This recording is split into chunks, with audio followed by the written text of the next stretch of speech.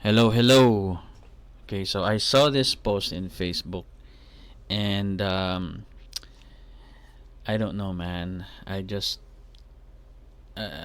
feel like I don't know. Our voices aren't heard enough. Kasi why do these kinds of posts float around and nagva-viral?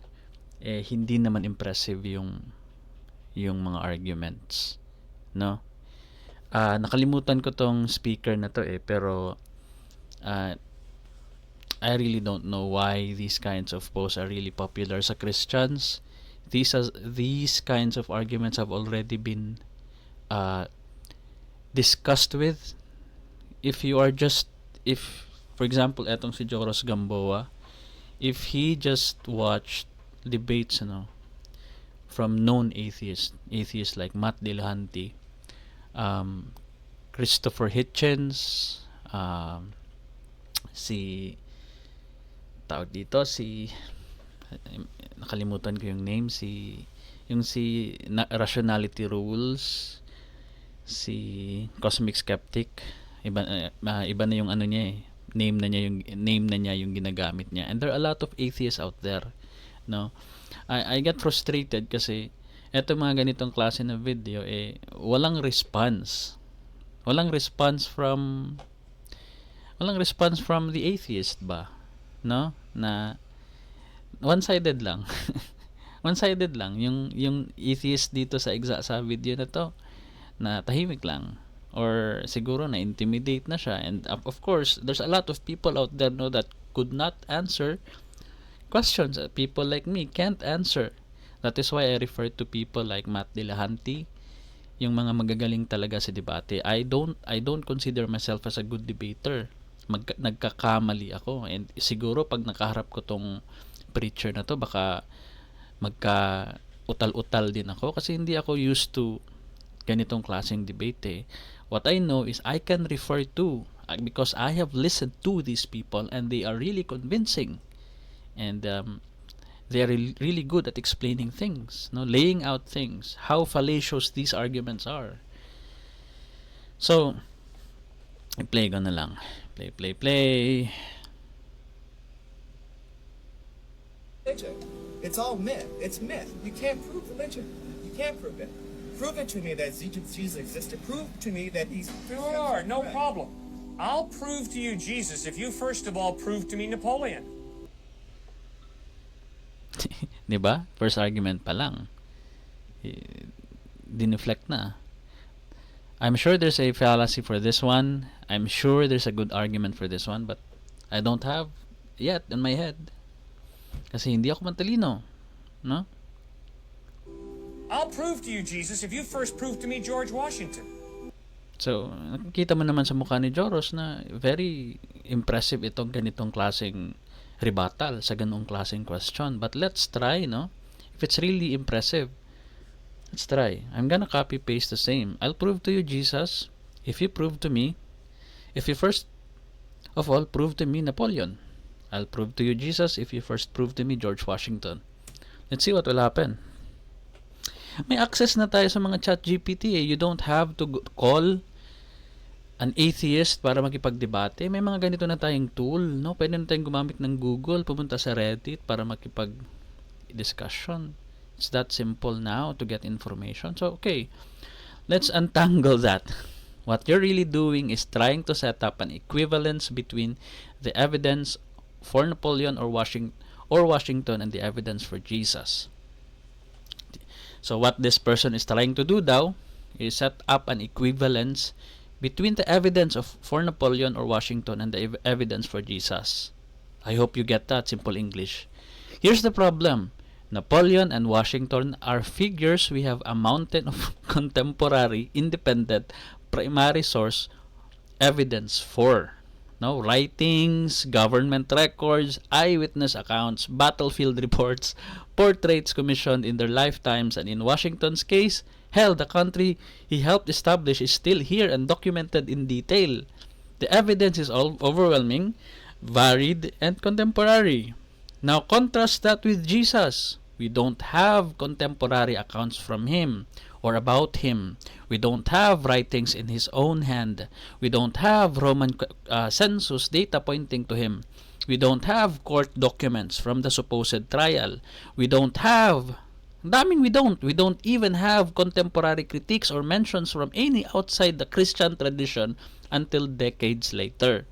What we do have are gospel accounts written anonymously in Greek decades after the fact by people who weren't even eyewitnesses, and those are laced with mythological tropes, theological motivations, and contradictions. Ito yung number one. It is very different. It is an equivalence fallacy. No, I don't know if this is the equivalence fallacy. I'm not really good at fallacies, no. But you're trying to compare evidence na mountains of evidence meron kay Napoleon at saka kay Washington. Kay Jesus, yes, there were mentions, but it is not really comparable.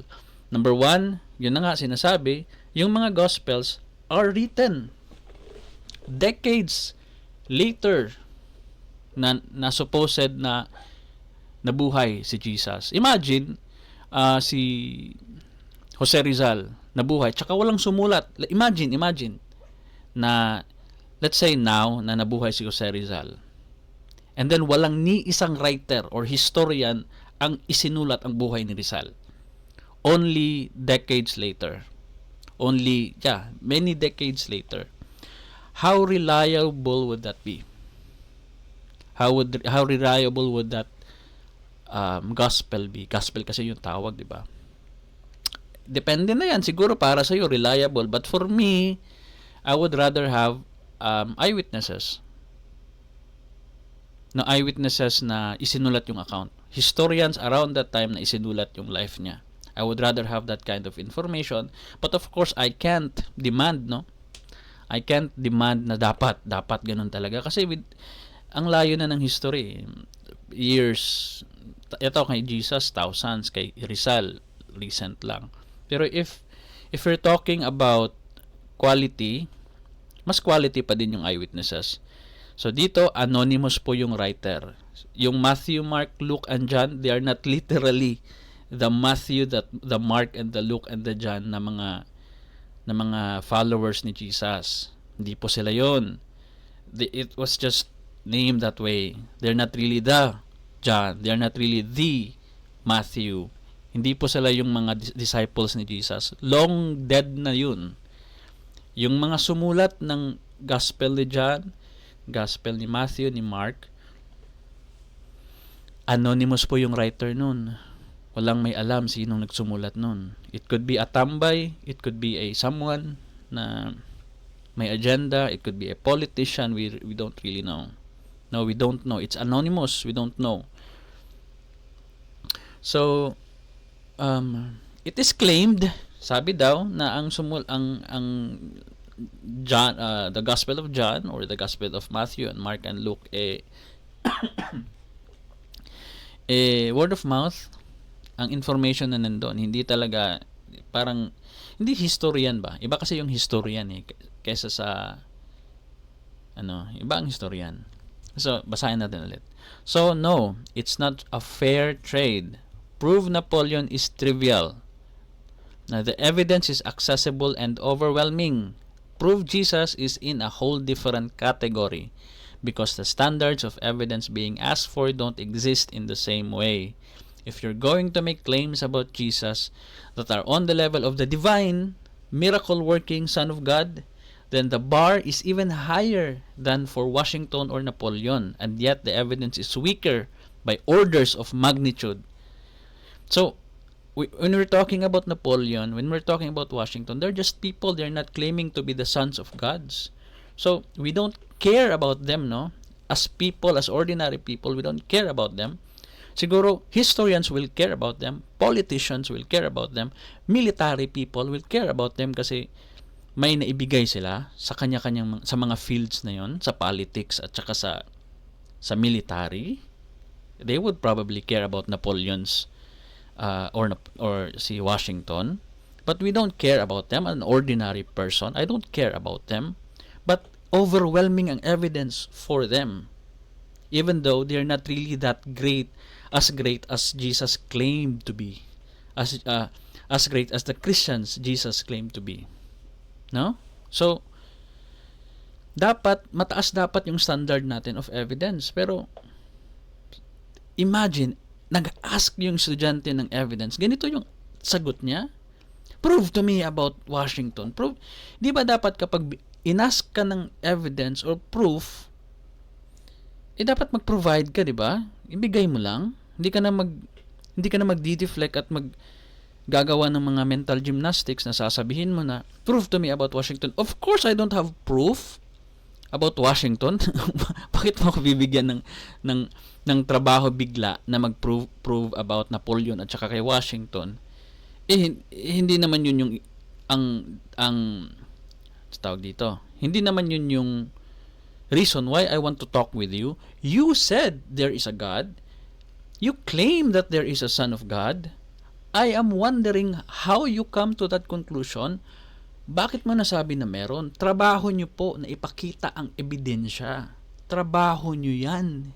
Hindi trabaho namin para makinig sa mga ganitong klaseng mental gymnastics. Trabaho nyo po. Hindi ito satisfying for me. Hindi yung outsider, yung taong hindi Kristiyano na interesado lang makinig sa kung ano ang meron sa iyo, bakit sobra yung belief mo na totoo yung Jesus na yan, hindi mo makukumbinsi sa if we are on a plane na logical at saka reasonable ang pakikitungo mo. No, kung ako yung tao na wants to be logical, wants to be reasonable, and wants to follow evidence, hindi niyo po ako nabigyan. Kasi wala naman akong pakialam kay George Washington at saka kay Napoleon. No? May pakialam ako kasi ang daming nakapackage na claim sa God claim. 'Di ba? Ang daming nakapackage. Ang nakapackage sa kung totoo yung Diyos, mapupunta sa impyerno yung mga hindi naniniwala. How important is God belief? Kaya niyang for example, kanina nabalita lang sa TV Patrol na hindi pa din legal ang divorce kasi sino yung number one na humaharang? Ang church. 'Di ba? Sobrang powerful ng church, kaya niyang mag-inconvenience ng tao, kaya niyang makigulo sa debate about sa society, makigulo about sa debate about state affairs. Meron naman kayong church affairs, doon kayo sa church-related na problema ninyo. Huwag kayong makipag-deal with with state affairs na wala naman akong pakialam sa church mo. Kung ayaw mo ng divorce, ipagbawal mo yung mga members mo. I-allow mo yung divorce sa state-related problems. Let the senators debate about it. No, na walang halong religion na of course, we're a Catholic country. And we are at the mercy of the progress ng ano ang magiging progreso ng Katoliko. Bis na wala dapat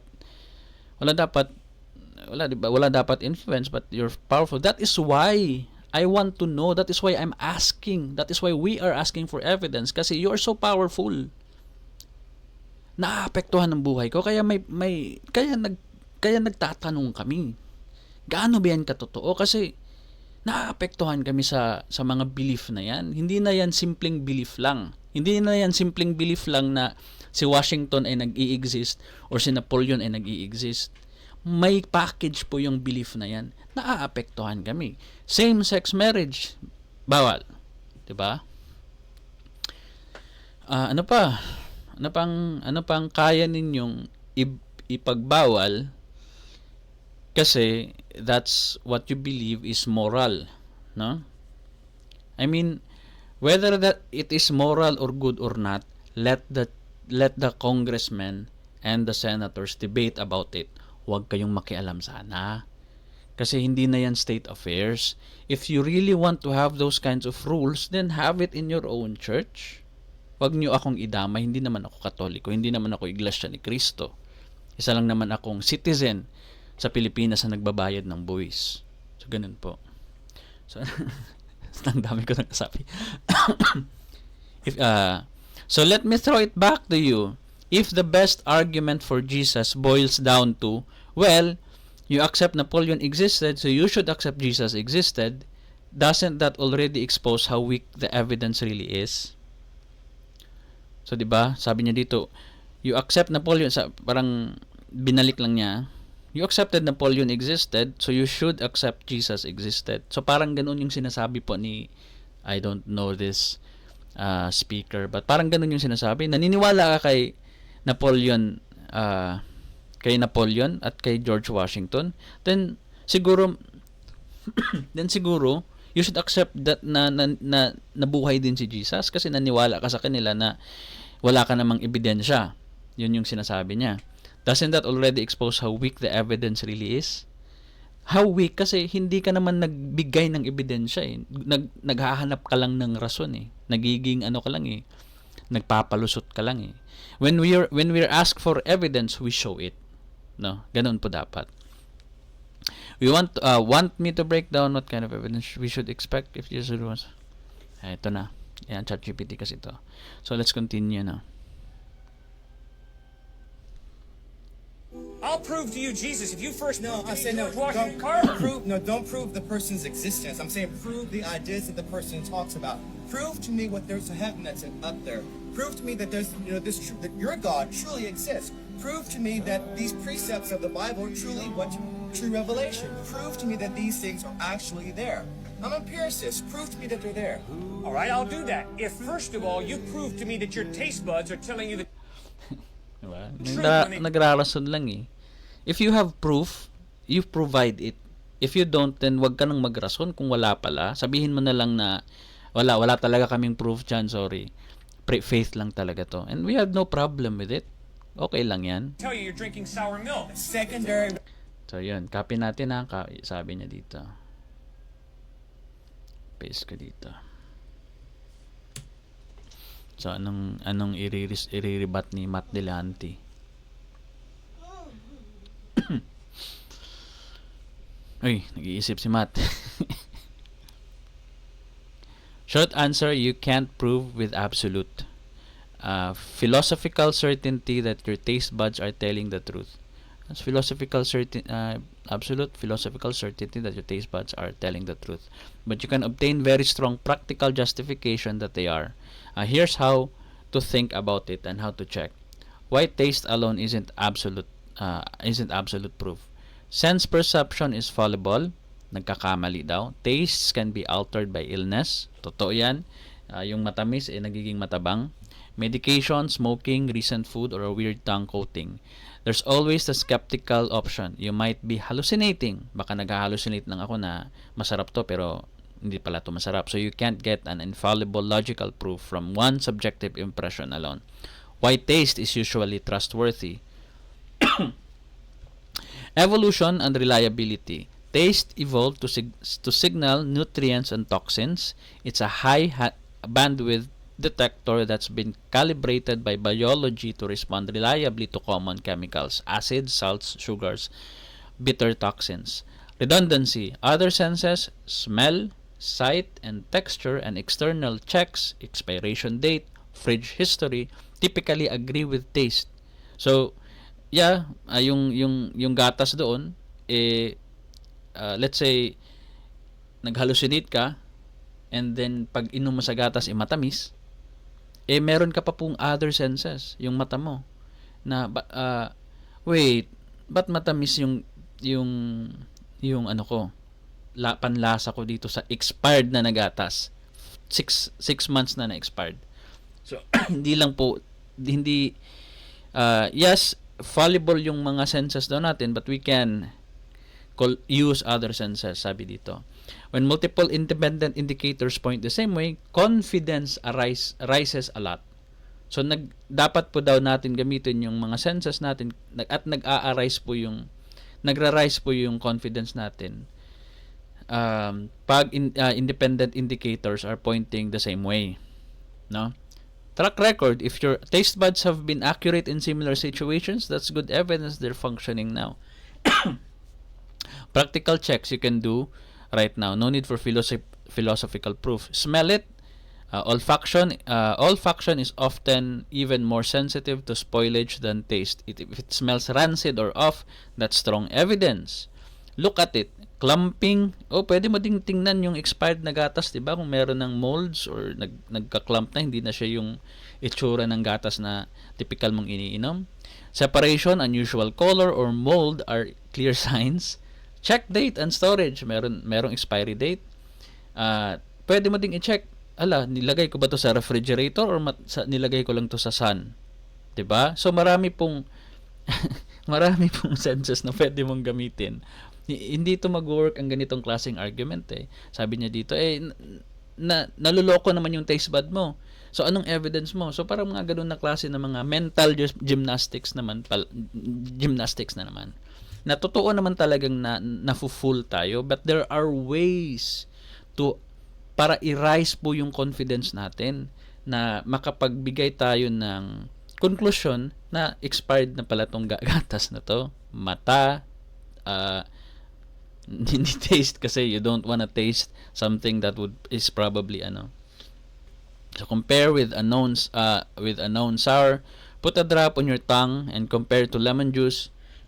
Don't swallow lemon. If your plate detects lemon as sour but milk tastes distinctly different and bad, that's telling. pH test, pwede ka ding hindi mo natikman.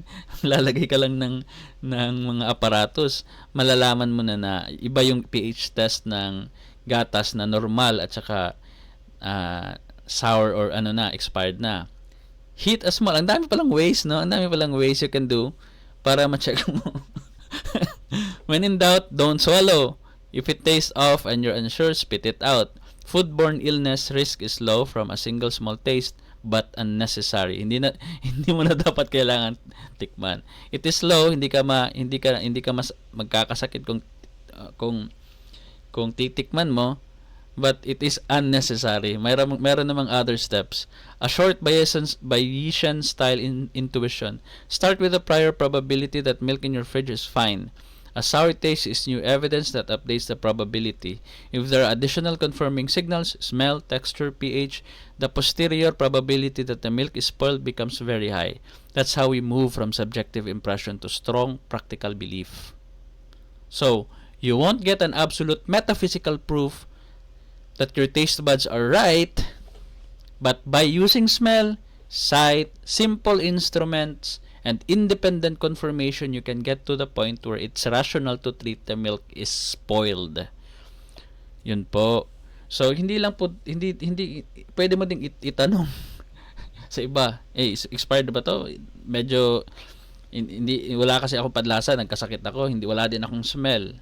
So hindi lang po mga senses din natin, meron na tayong tools, meron na tayong mga apparatus po to see if the milk is really spoiled. Kasi ito yung sinabi niya, 'di ba? First of all, you prove to me that your taste buds are telling you the truth when they tell you you're drinking sour milk. Yun yung sinabi niya. Nalilin lang daw yung senses natin, including our taste, our eyes, and that is true. We meron ngang mga optical illusions, but it doesn't mean na wala na talagang truth. No, meron pong truth. Meron pong expired milk. No, meron pong milk na fresh. And you just have to use all the available tools out there para maipataas mo yung confidence mo na yung iniinom mo is hindi expired. Some things you can't prove, so then you fall upon faith. You can't prove. Sir, I'm sorry, I haven't communicated clearly. Sir, you can't prove a thing. To prove means to show it cannot be another way. You cannot prove a thing in life. You cannot prove a thing in life? Grabe naman.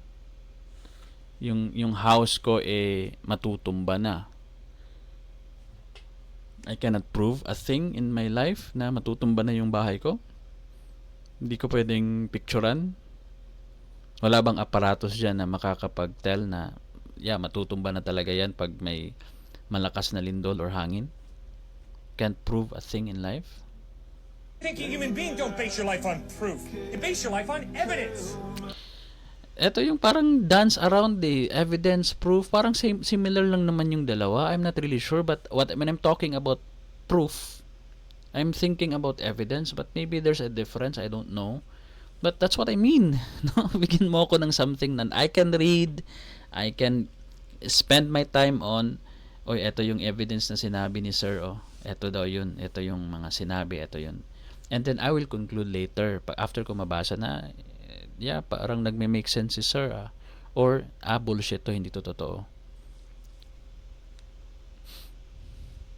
What does the evidence point to? And you follow the evidence. What is the evidence point on? You follow? Yep, that's what we want to do. To prove means to show. It cannot be another way. To prove means to show it cannot be another way. I don't know about that. Let's hear what Matt will say. What can you prove in life? Prove to me we're having this conversation right now. Prove to me we're having this conversation right now. I have the video recording of this, so this is proof that you are having a conversation. You can't prove it. I just I'm not sure about this guy really. Mental gymnastics parang ano, hindi, ewan ko talaga sa mga ganito.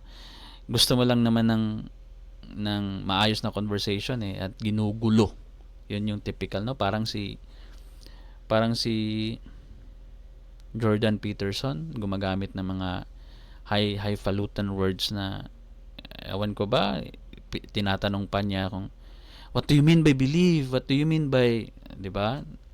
God, ano ba yung language na ginagamit mo? We're talking normally here. Ang hirap mo namang kausapin. Ang hirap mo namang i-ask, no? Nanghihingi lang naman ako. Ba't ganito yung response mo? Kasi in the first place, bakit po kami nagtatanong? Hindi po ito kasi nagpapaka feeling wise lang po kami or something. Yun na nga nasabi ko na kanina. Ako, kasi former Christian ako, I believed in it, and then later na-realize ko na nakukulangan ako, and kasalanan ko po ba na nakukulangan ko ako na hindi na ako satisfied kasi meron ako mga na-learn. Umabot ako ng college before ako naka-realize na meron palang mga fallacies, meron palang mga maling information na nakalap ko. Ang dami ko palang mali about science. Ang tingin ko sa science ay mga tao na sila yung authority ng truth. Mga know-it-all. Ang dami ko po palang mali. And nag-read back ako and nag-try to research again, nag-try to relearn, unlearn things. In-apply ko yung mga na-learn ko and na-figure out ko na hindi to pwede na ito yung magiging core belief ko.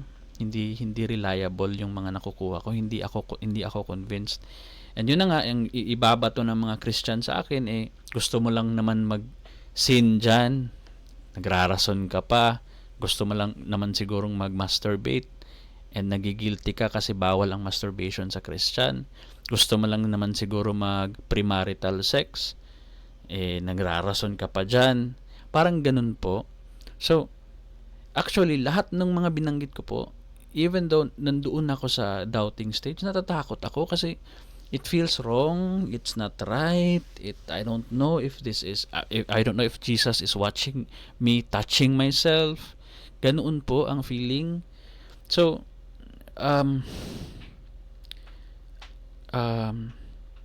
kaya hindi po madali maging I know hindi madali maging Christian, pero I'm just saying na hindi po madali.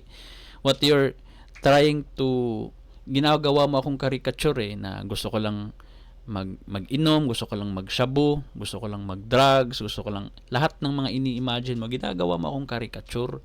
Yung totoo po, hindi naman talaga madali. Hindi naman talaga. Ilang beses po akong nag-retract, naging atheist ako, tsaka naging spiritual, and then naging ang dami kong transition, naging satanist kasi nagalit, basta ang dami po, hindi po automatic na lang, hindi po ganoon kadali. So, the truth is, we tried our best to want to believe kasi we want to be in heaven. No? We want to be in heaven. I don't want to be in hell. Nakakatakot po yung story about hell.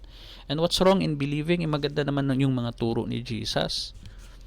But yun na nga, hindi satisfying. Hindi na ako nasasatisfy, and through the years, nakikinig ako sa mga the best na mga Christian debaters, the more po akong parang kulang pa din eh. Meron bang iba dyan na best? And then wala, until sa na-meet ko sila Matt Dillahunty, na-meet ko yung mga magagaling na debater, and doon ko nakita na wow, dito mas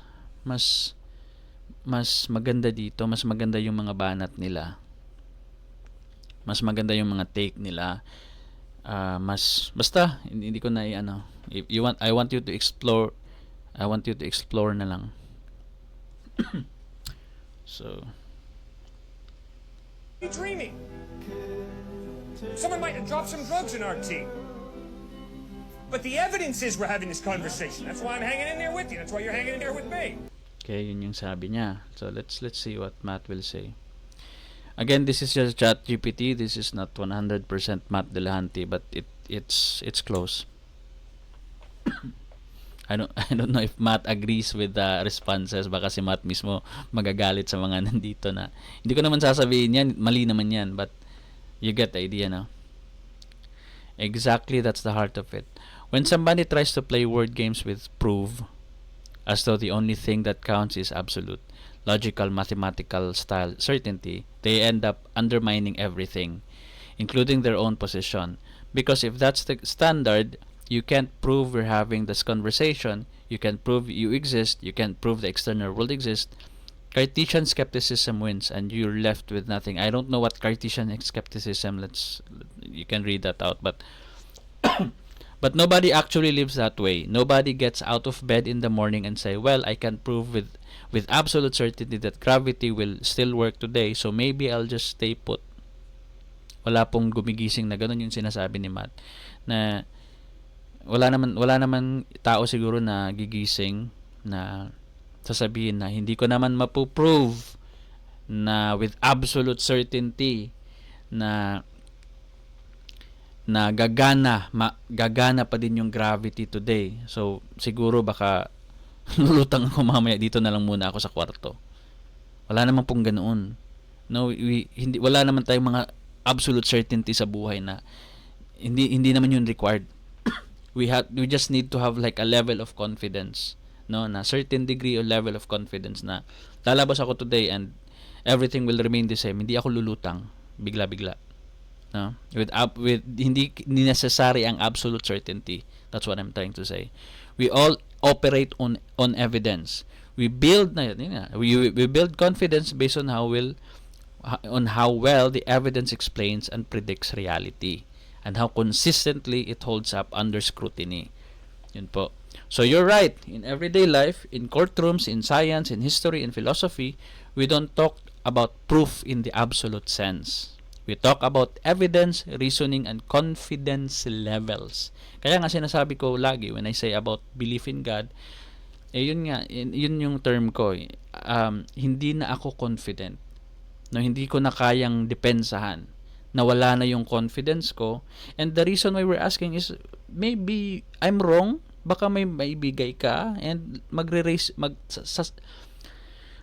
yung confidence ko sa belief ng God mo. But the more I hear, eto pa yung mga klase ng mga speaker na naririnig ko, magbigay ka po para mag-raise yung confidence ko. Nagrarason ka gumagawa ka ng mga mental gymnastics na there's no way to really prove something to be 100% absolute. Wala naman nagsasabi ng ganun. We talk about evidence, reasoning, and confidence levels. Now, here's where this usually connects to the God-Jesus discussion. If someone wants to say, you can't prove God doesn't exist, well, sure, but that doesn't get you anywhere. Because what matters is, what does the evidence point to? What best explains the data we have?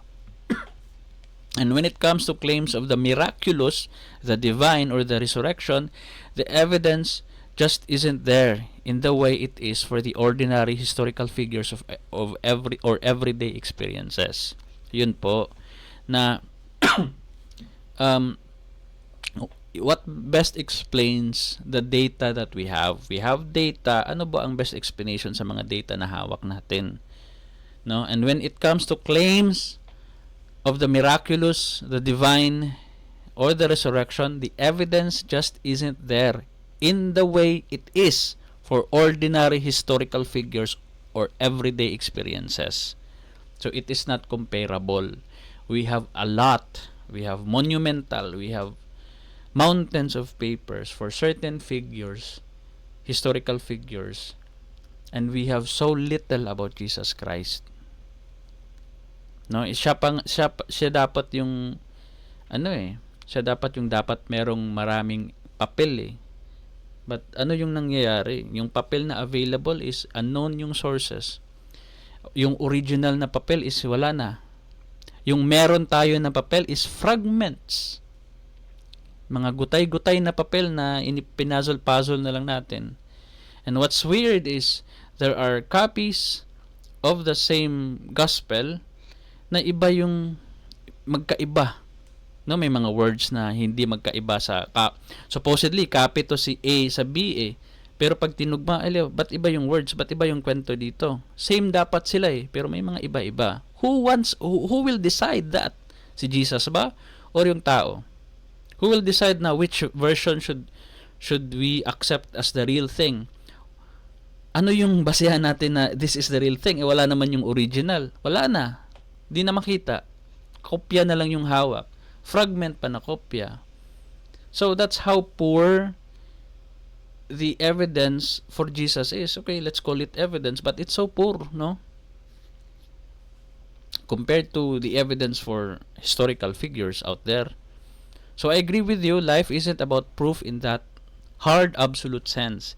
It's about following the evidence where it leads. Here's my question for you. If you grant that we base our lives on evidence and not on absolute proof, then what evidence convinces you that Jesus was divine, rose from the dead, or that Christianity is true? And why do you think that the evidence should convince me as well? Diba? Ganun yung question namin. And you should try your best to tell us. Hindi itong mga ganitong mga mental gymnastic na hindi mo naman sinasagot yung hinihingi ko, hindi mo naman binibigay. Nagrarason ka lang na hindi naman importante ang evidence, hindi naman importante ang proof. Nakakapagbigay ka ba ng proof kay Washington? Hindi naman ganoon yung imagine nasa korte tayo. Ano yung proof mo na ni-rape ni Pedro si Maria? Imagine kung ganito yung reply ng defense ng defense lawyer, ng prosecute, ng defense lawyer. Defense ba? Okay, defense ako.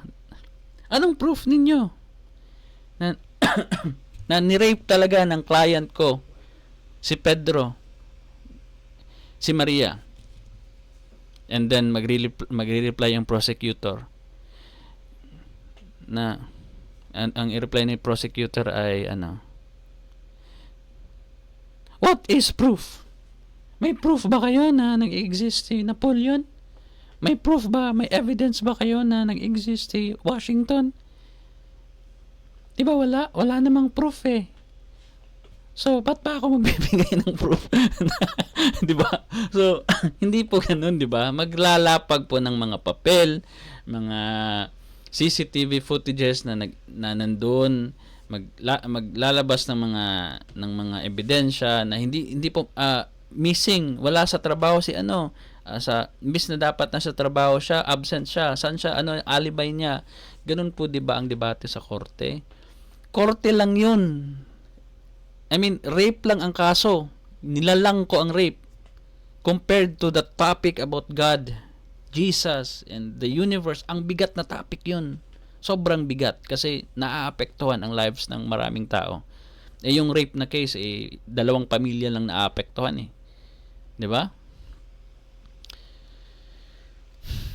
Okay. Kaya the more, sila na 2 pamilya lang apektado, ang daming evidence na nilalapag, ang daming mga alibis ang binibigay ng defense, at ang daming ebidensya ang pinapakita ng prosecution. And eto sa topic na to, eto lang yung sagot niya. Na may proof ba kayo may proof ka ba kay Washington? May proof ka ba kay Napoleon?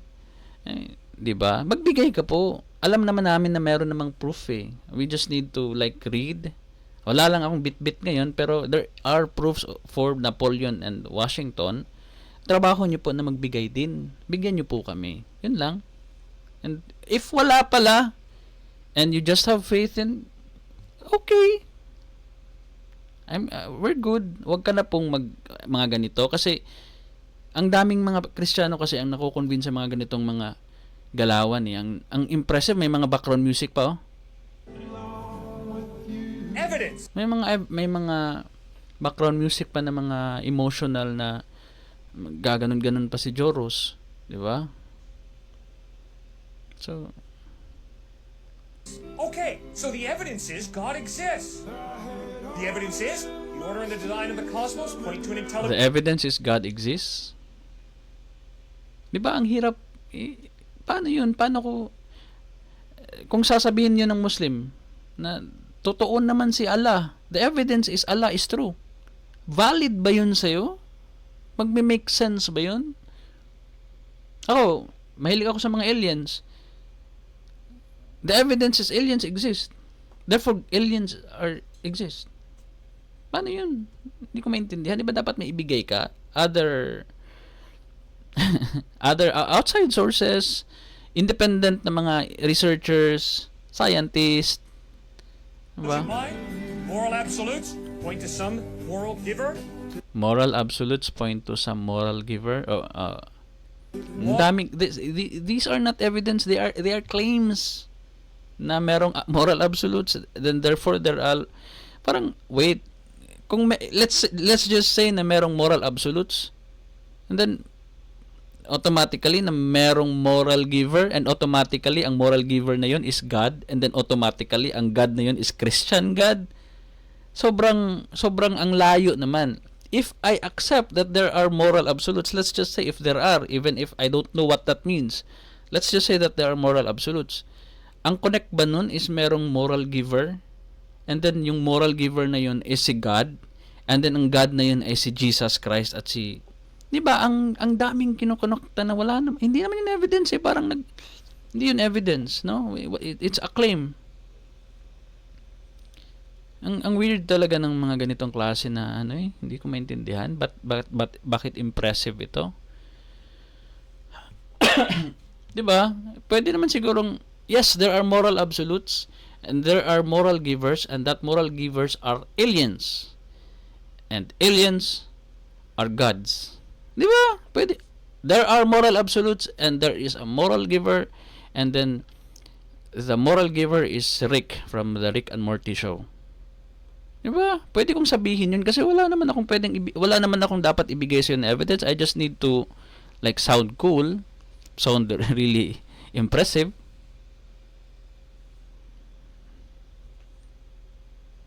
So, pa-continue na lang. Lawgiver, life comes from life. Never once have I ever seen life come from non-life. Never once have I ever seen that life come from non-life. Life comes from life. Actually, I don't know these things, man. I'm not a scientist. I don't know. I would want to listen to biologists and physicists kung totoo ba itong sinasabi niya. Kasi I don't know. As an atheist, I would like to know, does life only come from life? Is it possible that life can come from non-life? Hindi ko alam mga ganun bagay. No? And I think the best people that we need to ask is hindi mga atheist. Huwag mong itanungin ang mga atheist sa mga ganyang bagay. Hindi kami mga scientist. You have claims. I would want to listen to you because you have claims about the nature of reality, the nature of our world. Let me hear what your thoughts are. And I have heard him say na he made a conclusion, no, na only life can come from life, and it will never come from non-life. It's a claim, and it needs another evidence again. It needs another research. It needs scientific.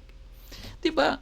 Hindi mo naman pwedeng sabihin lang yan na sinasabi mo lang. Kailangan nyo pong back-upan. Pwede mong sabihin na dyan, wala experience. Pwede mong sabihin na ganun. Pero it's a heavy claim na kailangan meron po tayong research about it. And isa pa, itong problem na to, sasabihin niya na An atheist is someone who says, oh yeah, at some point, somewhere, one time, in La La Land, Life came from non-life. Wala, di ba? Hindi ko sinasabi yun. Hindi sinasabi ng mga atheists. Hindi sinasabi yun ni Matt Dillahunty. No, walang nagsasabi na gano'n. Hindi ko po alam. I don't know if Matt Dillahunty knows about life coming from non-life or something like that. But I don't know, man. I don't know the answer. But definitely hindi yun sinasabi ng atheist. We don't know where life came from.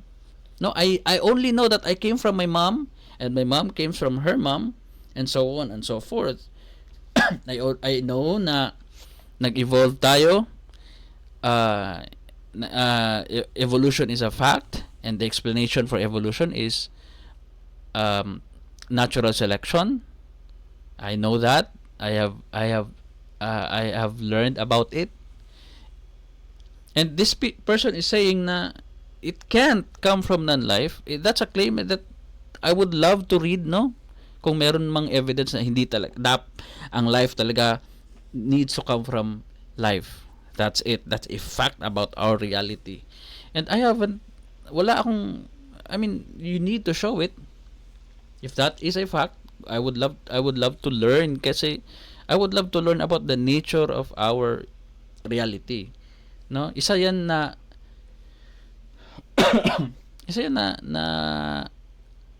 tawag dito. Sorry guys, it's 3 a.m. Yung naglo-loading yung behind ko. So, isa yan sa claim na I would love to know if that claim is really true or not. But this guy is saying na yun daw yung claim ng mga atheist.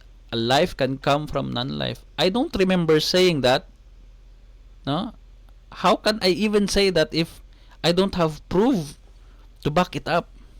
No, hindi po kami basta-basta magke-claim na wala naman po kaming ebidensya. So, my answer to that is I don't know. Don't put words into our mouths. You're lying if you're doing that. You're being you're making a caricature again about us na hindi naman kami. And I'm saying, all of my experience shows me life comes from life. Okay, that's good. Never once have I seen life come from non.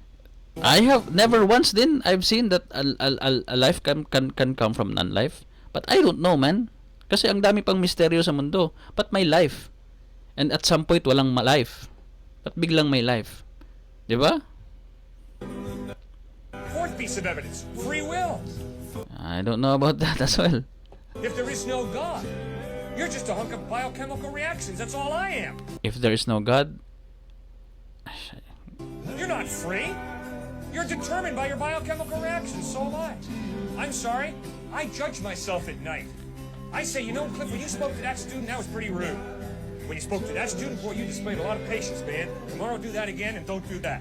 I judge myself. I critique myself. I'm free. I don't have to do what I do. Well, if I'm free, it means there's more to me than just my biochemical makeup.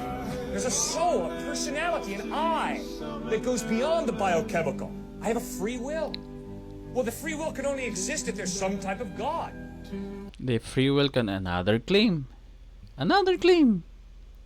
And a free will can only exist if there's some type of God. Claim.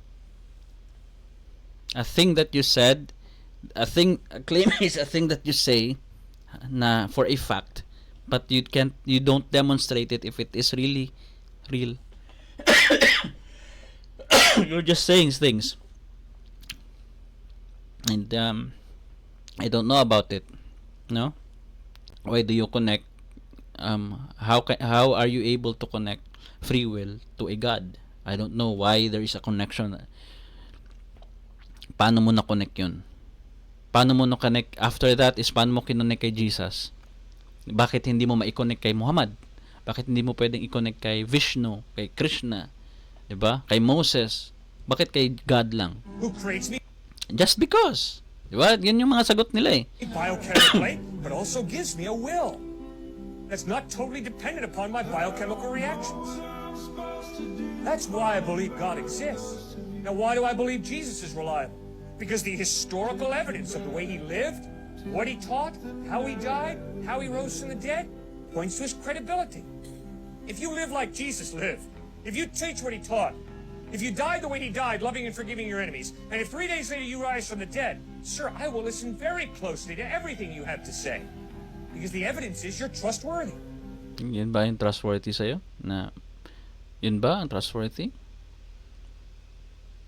Ang dami namang trustworthy na tao na iba na hindi naman kailangan mag-rose from the dead. No? May mga trustworthy naman na tao na hindi na need mag-rise from the dead or mag-speak about loving your enemies and, di ba? People can be trustworthy without having to go all through those. I won't claim that I'm a god, but I'm trustworthy enough. Di ba? Ito, copy-paste natin, ano?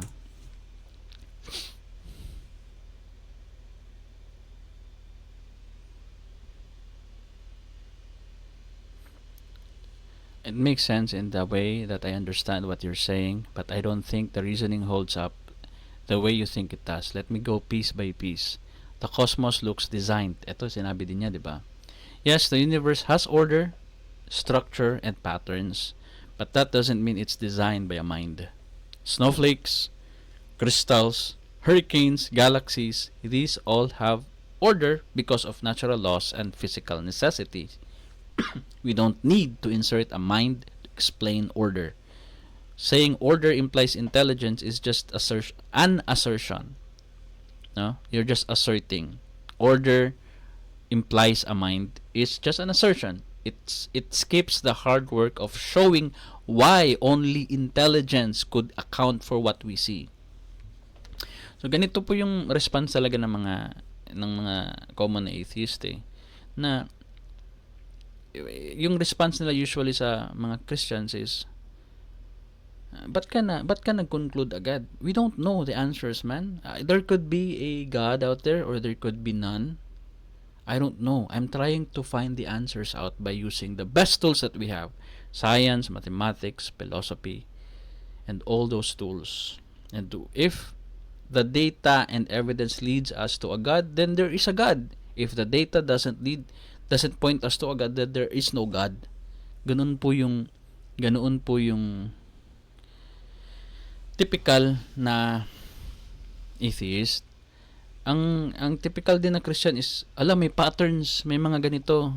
Then therefore, it needs hindi mag-work to kasi ganito. Parang nagko-conclude ka na wala ka na, ang problema doon is nag-conclude ka sa isang bagay na hindi mo naman kayang ipakita. Paano mo na-conclude ang bagay na 'yon? Hindi, nakakita lang ako ng pattern diyan. Nakita ko yung pattern, may order ang mundo, ang cosmos looks designed, therefore it is designed. Di ba ang hirap paniwalaan kung ganon? Di ba mas okay kung sasabihin natin na okay, kung napapansin mo na it looks designed but I don't know if there is a designer.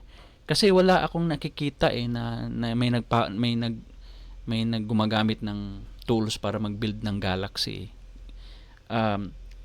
John, paano mo nasasabi dyan na ang lamesa ay gawa ng tao pero hindi mo masasabi na ang lamesa is designed? Sinasabi mo na may karpintero pero hindi mo masasabi ang mundo naman mukhang dinisenyo Ba't hindi mo masabi dyan na ang mundo din is dinisenyo ng isang Diyos? I mean, another fallacy. I have mountains of evidence of tables being created by either robots or people, and I don't have any kind of evidence na ginawa ito ng nakabuo ng lamesa ang giraffe. So, I can confidently say, not absolutely say, but confidently say na ang mga lamesa na ginagawa dito sa mundo ay gawa ng tao at hindi gawa ng Diyos. Kasi wala pa ako nakitang lamesa na ginawa ng Diyos or ginawa ng giraffe or aso. So that's the difference. Why I can't say that the cosmos is designed by an intelligent designer and that designer is Jesus is because I don't see any God building any worlds. No? So, yun po. So, if we can find it, if there is evidence for it, then why not believe in it? Maniniwala tayo, but wala So, these all have order because of natural laws and physical necessity. We don't need to insert a mind to explain order. Saying order implies intelligence is just an assertion. It skips the hard work of showing why only intelligence could account for what we see.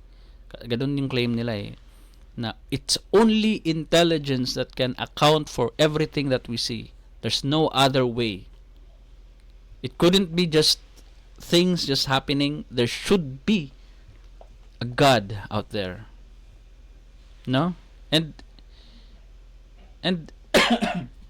ito yung problema ko dyan, na ganyan na klase na logic. Nakikita natin yung order and patterns, therefore there is a pattern maker and a cosmos maker. Okay, who created the cosmos? Ang sasabihin nila na wala. Sasabihin nila no, siya ang pinaka-ultimate at hindi niya ginawa ang sarili niya, wala nang gumawa sa kanya. Then posible pa lang may mga bagay na walang maker. So posible pala na ang universe ay wala ding maker. Kasi posible na walang maker ang Diyos mo eh. 'Di ba? So you're just creating a problem sa solution mo. You think you're giving us a solution na dyan, the reality is there is a God and He created everything. He created the patterns. Kaya nakikita mo dyan na kahit na konting inches lang dyan na malapit yung Earth sa Sun, masusunog tayo. Pero hindi niya tayo nilapit kasi mahal tayo dyan. So, ang daming claim, no? Ang daming stories, ang daming layers. What I want is proof and hindi mo maibigay. Sige, I'm just gonna take your word for it. But when I ask na, hey, okay, if ginawa itong mundong ito, yung universe na ito ng isang Diyos, who created God? And the answer is, no. He is the ultimate, the Alpha and Omega. And He is the lawgiver and the creator and the God, and ang daming sasabihin na description sa type ng Diyos niya. And okay, posible pala may mga bagay pala na hindi na kailangan ng creator. Yung Diyos mo hindi na kailangan ng creator eh. So may mga bagay pala na hindi kailangan ng creator. So baka I'm now doubting, baka ganun din ang universe na wala din palang creator, gumagawa ka lang ng istorya na meron. Posible pa lang may mabuo na hindi na kailangan ng maker eh. 'Di ba? Yun yung sagot ko. Moral absolutes require a moral lawgiver. This one always gets me. First, you haven't demonstrated that objective moral absolutes even exist. Yeah, another claim. Yun nga yung sabi ko kanina, moral absolutes, really? What we do see are moral frameworks that evolve over time. Vary across cultures and are often debated. Second, even if moral absolutes exist, it doesn't follow that they require a God. Yun na nga sinasabi ko kanina. Ba't mo na i-connect? Just say that there are moral absolutes. Ba't mo na i-connect kay Jesus Christ? No? Meron namang other thousands of gods way before Jesus Christ existed. So you've smuggled in the conclusion you want. Philosophers have worked out secular accounts of morality based on well-being, harm, and cooperation without appealing to divine command. So, ito yung sinabi niya na merong mga secular morality na we don't have to appeal that there is a God, but we do kind things because we believe na maganda ang well-being sa kapwa at masama ang mang-harm. An example, yes, I am free. I am free to swing my arms. That's my freedom. But if I swing my arms and niland yun sa bibig mo, then that's my limit of my freedom. Nakakasakit na ako ng kapwa. No? So, kailangan kong ilimit. Kasi, I recognize na I share space with other people, kaya ayaw ko nang i-hit sila. And I don't require a God to tell me to not swing my arms. I just know it, no? Kasi, kapag nagsiswing ako, there will be repercussion sa action ko. Kapag nagsiswing ako freely, randomly sa public, patay ako. Kasi may marami akong matatamaan na nanguso and magagalit yung tao. Bakit sila magagalit? Kasi nasasaktan sila. Naha-harm mo sila. No? Masasabi nila na, hey, hindi mo nire-respeto yung freedom ko to exist in this space. I'm either gonna push you away, I'm either gonna hurt you to let you know that I am being harmed. So, ang daming actions po. So, yun po. I don't need to have a God tell me to not do that kasi alam ko na po kasi may consequences sa actions. So, life comes from life, therefore God. You're right that we don't observe spontaneous abiogenesis happening in front of us. So sabi niya dito, tama na walang abiogenesis, meaning life coming from non-life. So, but we also don't observe the formation of stars or plate tectonics in real time or the Big Bang. We infer them based on evidence. Abiogenesis research doesn't claim life popped into existence in La La Land. It's looking at how chemistry under the right conditions can give rise to self-replicating systems. You can't dismiss that by saying I've never seen it happen. You've never seen a God create life either. But so by your own standards, that's not good evidence. So yun po. Then free will prove a soul, which proves God. This assumes both free will and soul exist. Yun nga, sinasabi ni Matt Dillon, problema itong mga statement na to kasi they're just claims This assumes, ina-assume mo na both free will and soul exist. No? Hindi lahat ng tao naniniwala sa free will, and hindi lahat ng tao naniniwala na meron tayong free will, hindi lahat ng tao naniniwala na meron tayong soul. And if hindi pala lahat ng tao hindi naniniwala, then maganda po dapat na reaksyon sa ganyang klase na problema is magbigay ng proof para maniwala yung taong hindi. The problem is you are not providing evidence. You're just assuming and asserting that given naman na merong soul dyan, given naman na merong free will, sino may sabi? Ikaw? Hindi naman lahat ng tao ganun. No? You need to demonstrate kapag hindi lahat ng tao ganun. Ina-assume mo and that they require God. Neuroscience is showing more and more how decisions correlate with brain activity, often before we're consciously aware of them. Ito nababasa ko na to na may research sa 60s na it nagdi-decide na daw yung internal body natin before yung conscious natin nag-consciously decide. For example, we feel like we want to drink water. And that's my free will. I want to drink water at ininom ko siya. But ang reality ko under the observation of apparatus nakikita yung firing mga neurons natin sa utak, what they've learned is nag-decide na yung utak natin prior to us deciding consciously that we want to drink water. So, is that free will? Do you think it's free will, or is it our chemicals telling us what to, or instructing us what to do? No? Is that free will? I don't know. Hindi ako scientist, hindi din ako. Pero may mga ganong research. So this assumes both free will often before we consciously aware of them. The I that feels like it's separate from your brain is a product of your brain. If you want to argue for libertarian free will, you need to show evidence, not just intuition, that we're more than biochemical reactions. And even if libertarian free will existed, you haven't demonstrated why God is the only explanation. Jesus is credible because of how he lived, taught, died, and rose. This is the biggest leap. We don't have reliable, independent, historical evidence for how he lived or what he taught.